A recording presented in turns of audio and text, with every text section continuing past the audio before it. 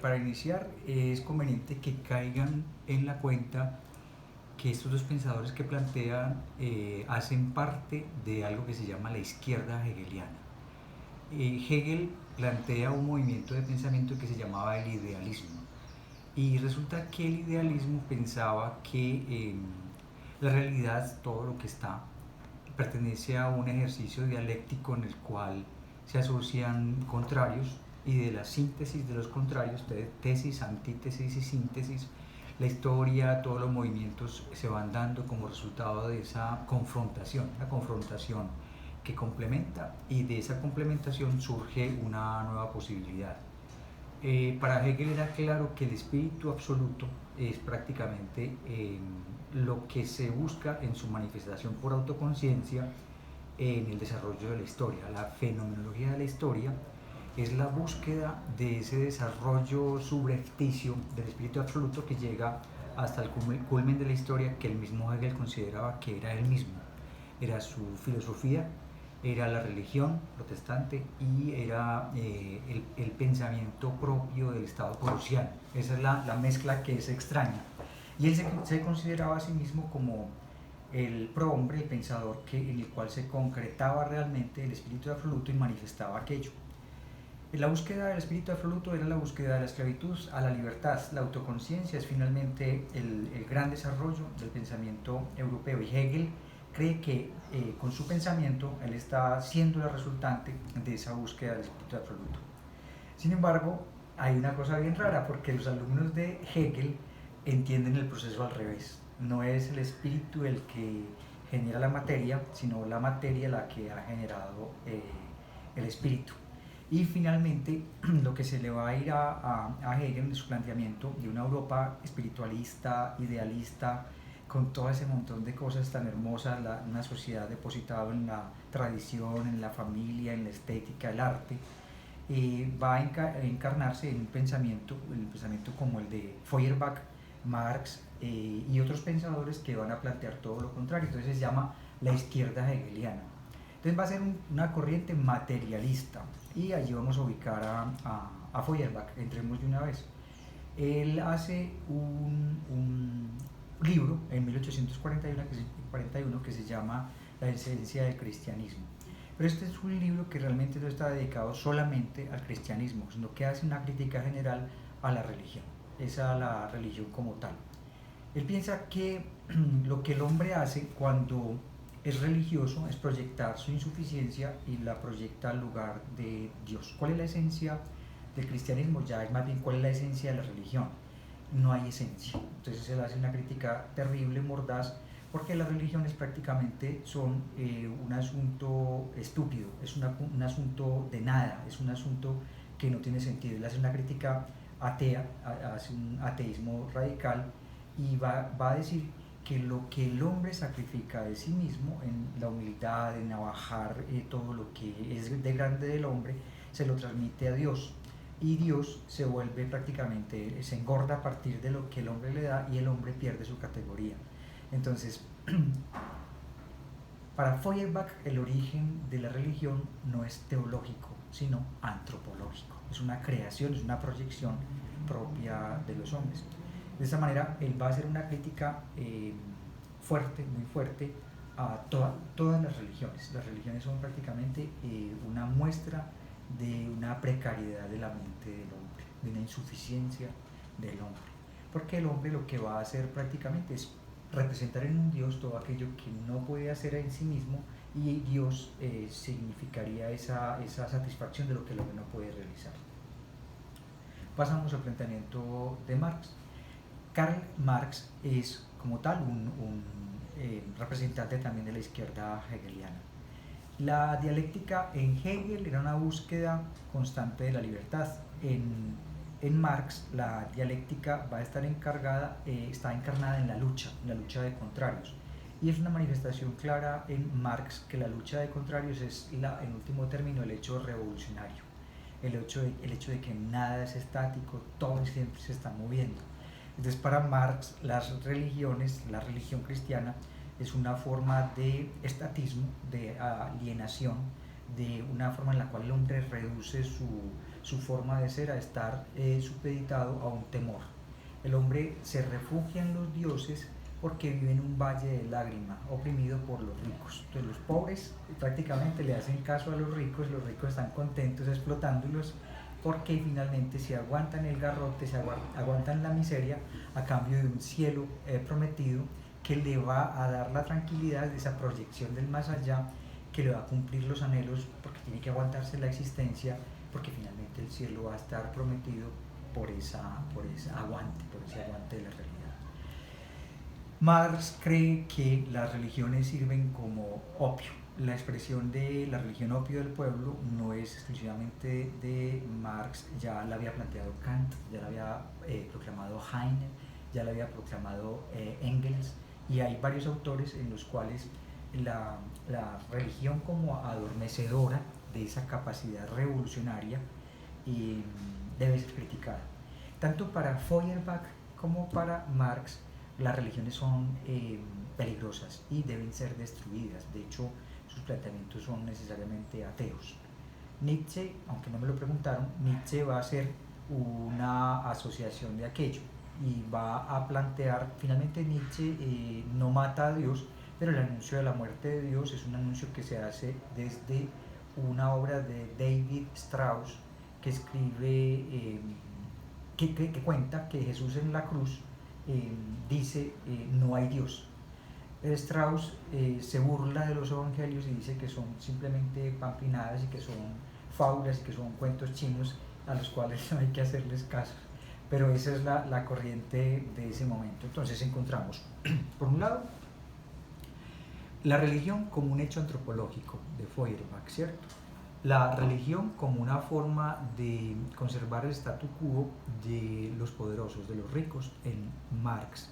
Y Nietzsche, que hace un replanteamiento, lo hace sobre todo en el Anticristo y en la energía de la moral, hace cita de esto que están planteando estos hombres y prácticamente lo que dice es que las religiones sirven como una especie de adormecedor porque la gente se aguanta el palo, se aguanta la miseria a cambio de un cielo que se les promete si se aguanta, van a llegar al cielo.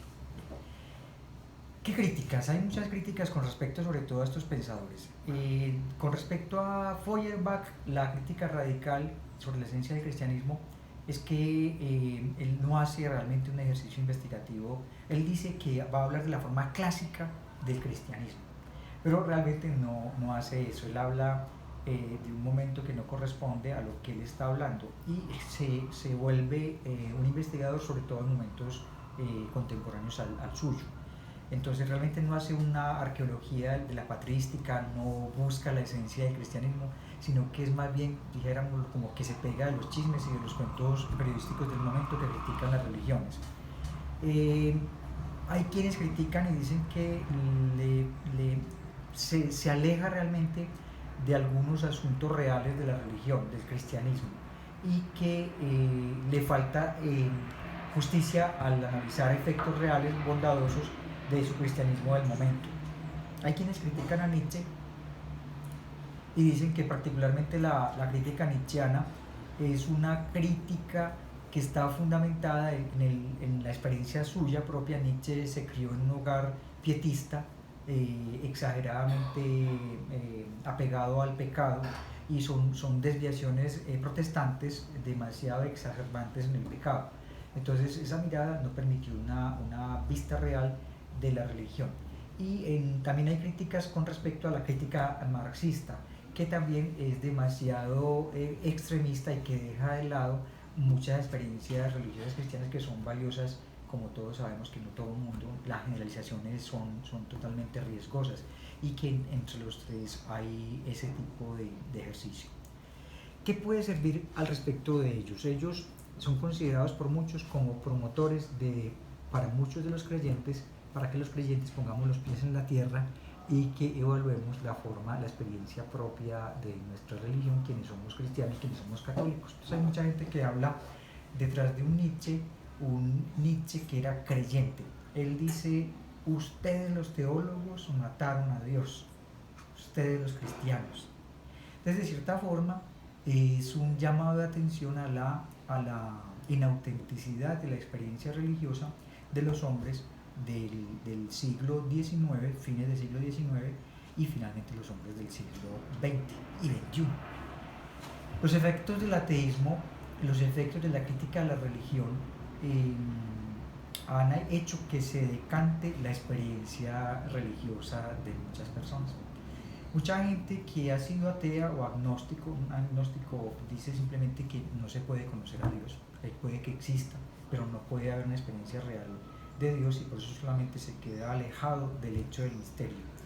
La experiencia religiosa de los creyentes ha sido acrisolada, el crisol prueba, a partir de las experiencias de Feuerbach, Engels, muchos otros, Strauss, muchos ateos que cuestionan radicalmente la autenticidad de la experiencia de fe. La experiencia de la fe es un don, es un regalo, y como tal, ante la fe uno puede rechazarla o aceptarla. El crisol, la forma en la cual se ha probado, la forma en la cual se zarandea el trigo y se quitan las pavesas y quedan las pepitas que son, es la forma que mucha gente analiza hoy los efectos de los procesos de escepticismo, de ateísmo que se padecieron a fines del siglo XIX, durante el siglo XX y lo que va del siglo XXI.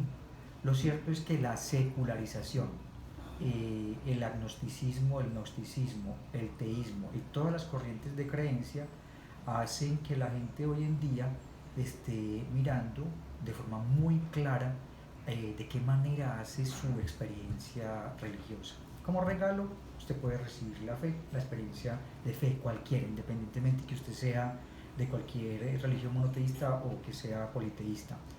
Pero encontramos, y es un análisis que uno encuentra hoy en día, personas con experiencias de religión más auténtica. Vemos gente con mayor capacidad de decir con sinceridad, sí creo. Por ejemplo, los católicos norteamericanos son más pocos y son comunidades eclesiales de poquitas personas, pero son ecuménicas.